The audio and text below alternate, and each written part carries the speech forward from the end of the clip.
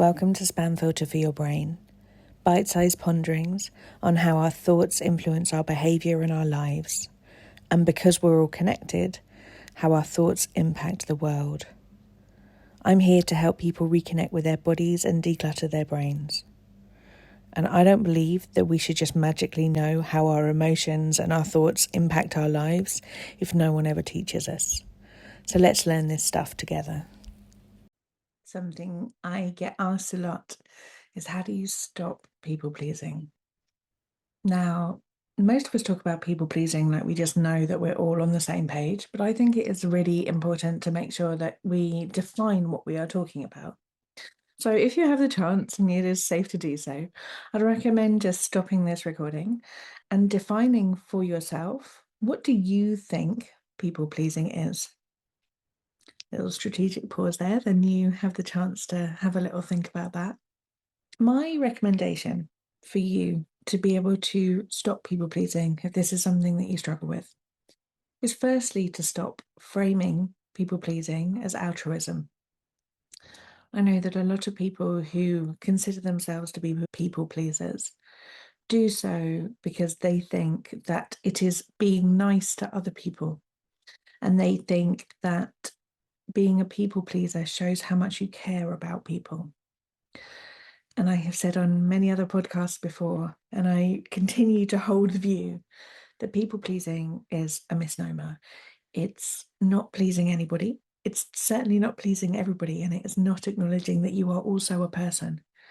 People pleasing is ignoring your own needs for the sake of other people. Quite often, and the bit that we don't really like to talk about, is because we don't want to feel or think the things that would happen if we didn't take those actions.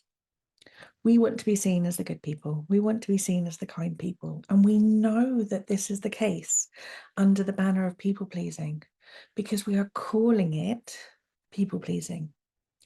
If you were just doing something nice for a friend, you wouldn't call it people pleasing. If you were just doing someone a favour, or just dropping something around, or just doing a little bit extra, or doing something for a mate, you wouldn't call it people pleasing. You'd say that you're just dropping something around, or you're running an errand, or of course I can get that for you. The fact that you're calling it people pleasing lets all of us know, you and me, everybody else, that you think that you are putting yourself at the end of the queue, that you're putting your needs last at the expense of doing the thing for them. And that's worth acknowledging, because I think that one of the clues in how you stop people pleasing is in trying to take a minute and trying to work out which of your needs you are neglecting by putting them first. And the second thing that I think is quite useful to try and pull some of this stuff apart and question whether it's something we want to carry on doing is, when I people please, when I'm going that extra mile for other people, what am I trying to avoid feeling? What am I hoping that me doing that is going to allow me that I don't have now, or prevent me from having to deal with? Maybe it is you don't want them to be in a bad mood. You don't want them to think that you're not kind and giving and generous. Maybe it is that you don't want to have to deal with the way that you would talk to yourself if they had to do that thing on their own without your support.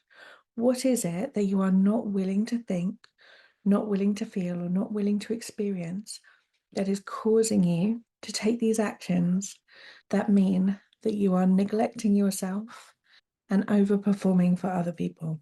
By identifying these things, it's going to serve you in being able to see what's going on more clearly and be able to make a decision. Is this something I want to do, or isn't it? When we have these big job titles like people pleasing, I'm such a people pleaser, oh, I was people pleasing, it sort of feels like it's inevitable, like it's just something that happens, but it's a choice. And with each choice, there are decisions to be made. And when we can look at why we're doing the thing, then we get to make a decision as to whether it's something we want to continue to do or not. And another tiny little stopgap reminder to just create a bit of disruption and just get into your head a little bit is, would I like someone to do this thing for me?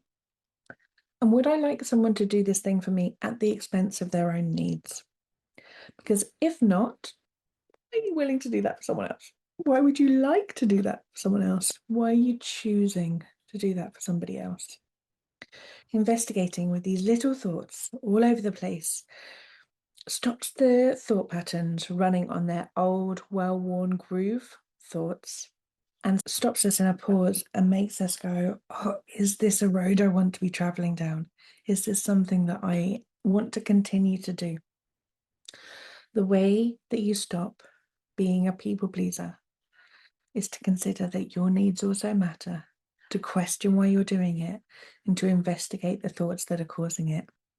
This is the most surefire way that I have found to stop ignoring yourself in the hope that you can overperform for other people and get the things that you want. I think it is really important to work out how we stop people pleasing, because I think there is a very quick slip road from people pleasing to burnout.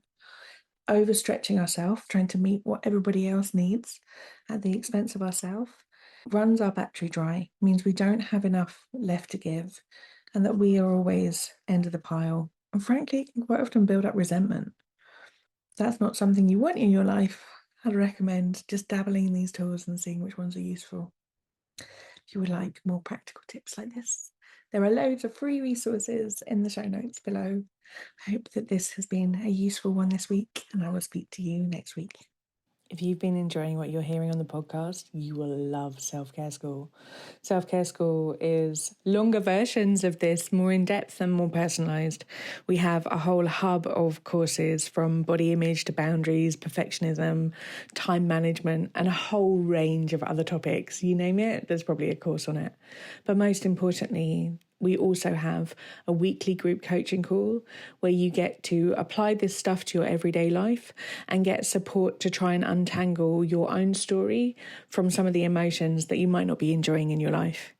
If you would like to learn how to apply this work to your specific situation and to be building a life of your dreams, I would love to see you inside. Do pop over to selfcareschool.co.uk.